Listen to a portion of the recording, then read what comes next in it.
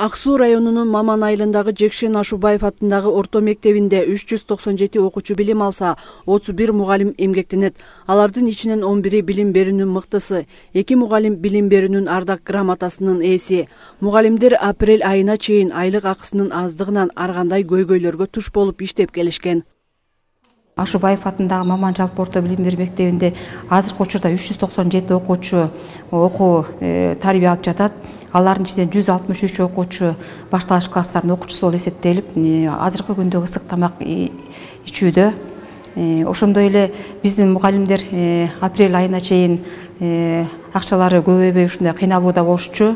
Андан кийин апрель айынан баштап акча көбөйгөндөн кийин ушу биздин көйгөйлөрүбүз дагы аз да болсо чечилип, ушу мугалимдердин дагы мындай көңүлдөрү көтөрүлүп, жумушка болгон кызыгуулары артып дегендей ушу жакшы кабарда болуп калдык.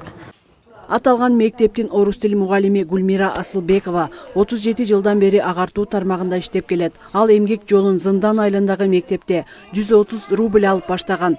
Ошол жылдан бери бир катар окуучуларды орус тили боюнча олимпиадаларга чейин даярдап окутуп келген. Буга чейин 14 000 айлык акы алып келсе, апрель айынан бери 30 000ге жакын айлык алып окуучуларга татыктуу билим берип келүүдө. 2022 жылы апрель айынан баштап чындыгында Президентибиз Садыр Нуркожоевич мугалимдердин зарплатын көбөйткөнү бизге аябай жакшы болду. Бул кабарды биз аябай сүйүнүч менен кабыл алдык. Себеби мурда мен 14 000 алсам, буга чейин азыр 30 000 зарплат алып атам да.